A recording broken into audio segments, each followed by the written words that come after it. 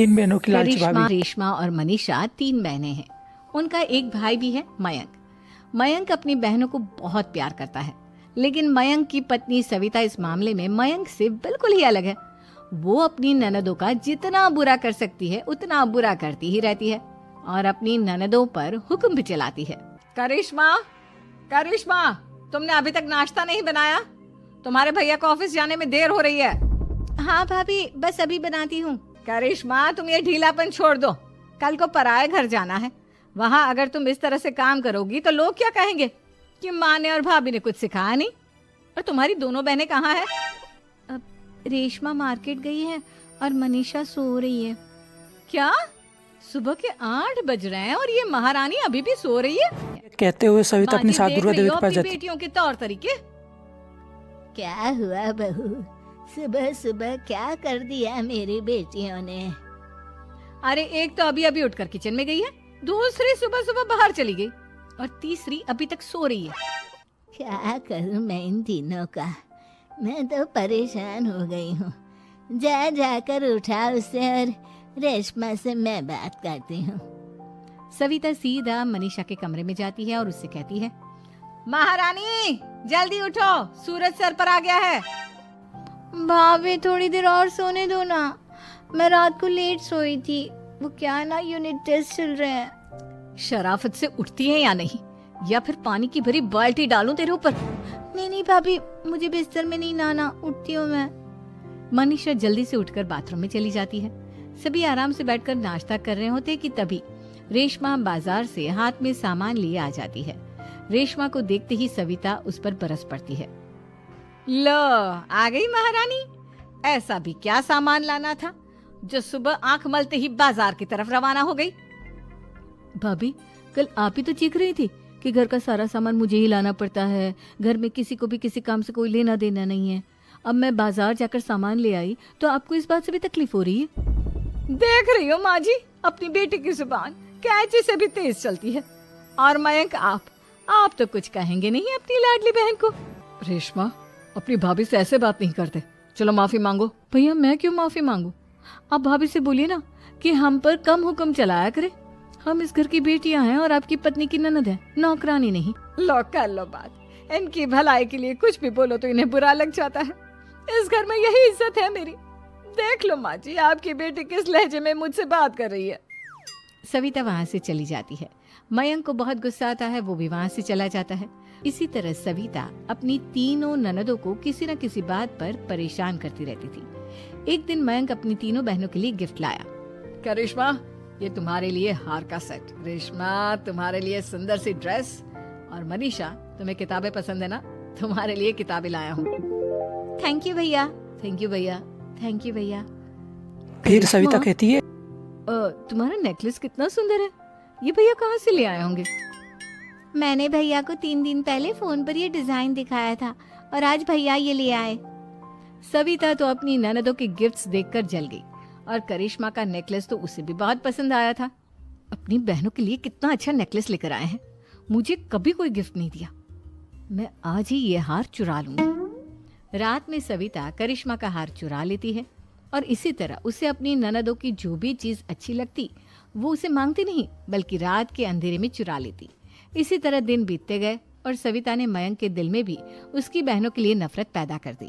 और रेशमा के लिए बहुत अच्छा रिश्ता आया है, वो लोग कल इन्हें देखने आ रहे हैं। आप और सविता मिलकर सारी तैयारी कर लेना। ये सुनकर करिश्मा और रेशमा खुश हो जाती हैं, लेकिन सविता सोचती है अगर इन दोनों बहनों की शादी हो गई तो घर और बाहर का काम कौन करेगा? मनीषा तो 1 नंबर की कामचोर है, उससे तो किसी बात की उम्मीद लगाना ही बेकार है। मुझे इस शादी को रोकना होगा। अगले दिन सभी लड़के वालों के स्वागत की तैयारी करने में लगे होते हैं। तभी मयंक अपनी बहनों से आकर कहता है, तैयार हो गई तुम दोनों?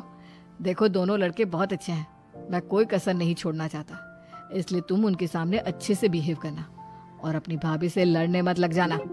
करिश्मा, तुम वो नेकलेस पहन लो ना जो मैं तुम्हारे लिए लाया था। भैया, मैं बहुत देर से वो नेकलेस ढूंढ रही हूँ, लेकिन मुझे मिल ही नहीं रहा। क्या? तुमने नेकलेस खो दिया? तुम्हें पता भी है वो कितना महंगा था? तुम कोई काम ढंग से नहीं कर सकती। मयंक गुस्से में वहां से चला जाता है। थोड़ी देर बाद लड़के वाले भी आ जाते हैं। वो दोनों बहनों को पसंद कर लेते हैं और रिश्ता पक्का हो जाता है। लेकिन सविता के दिमाग में तो कुछ और ही खिचड़ी पक रही थी। वो पंडित जी के पास करिश्मा की कुंडली लेकर जाती है और उन्हें पैसे देकर करिश्मा की कुंडली बदलवा देती है।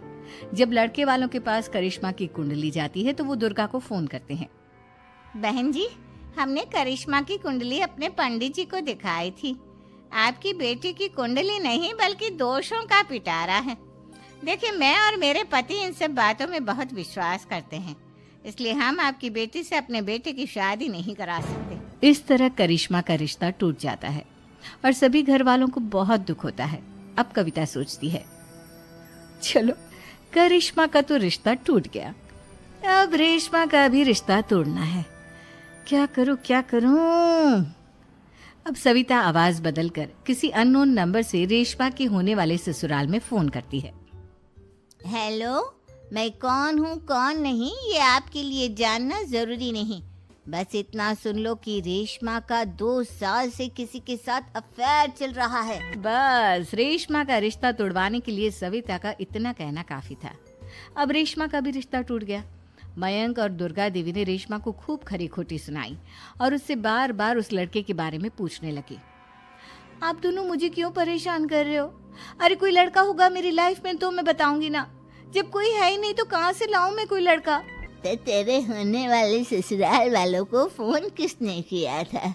माँ, मैं नहीं जानती किसने फोन किया था, मैं सच कह रही हूँ। मैं तो पहले ही कह रही थी इसकी लगाम खींच कर रखो, लेकिन मेरी सुनता ही कौन है। आप चुप रहिए भाभी, ये सब आपका ही किया धरा है।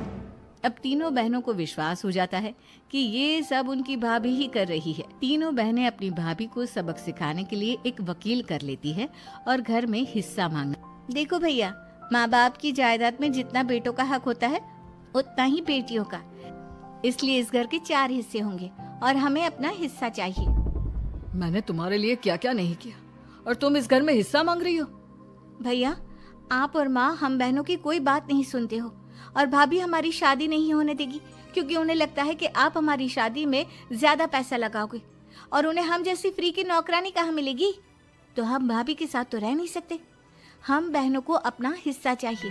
अरे तुम्हें शर्म आनी चाहिए अपनी भाभी पर ऐसा इल्जाम लगाते हुए। वो तुम्हारे बारे में कितना सोचती है। हाँ माँ, भाभी हमारे बारे में बहुत सोचती है, दिन रात बस यही सोचती रहती है कि किस तरह से अपनी तीनों ननदों को परेशान करूं और कभी मुझे पढ़ने भी नहीं देती। दोनों बहनों का रिश्ता भी तो इन्होंने ही तोड़वाया है और रात में हमारे कमरे में आकर हमारी चीजें भी चुराती हैं। इसी तरह सविता की तीनों ननदें अपनी बात पर अड़ी रही। अब कोर्ट में तारीख भी शुरू हो गई। जब सविता को लगा कि उसकी तीनों ननद इतनी आसानी से नहीं मानने वाली, तो उसने अपने पति और सास को सारी सच्चाई बता दी और अपनी तीनों ननद से माफी मांगी। मयंक और दुर्गा को भी अपनी गलती का एहसास हो गया। अब सविता खुद करिश्मा और रेशमा के लिए अच्छा रिश्ता ढूंढती है और उनकी शादी करवा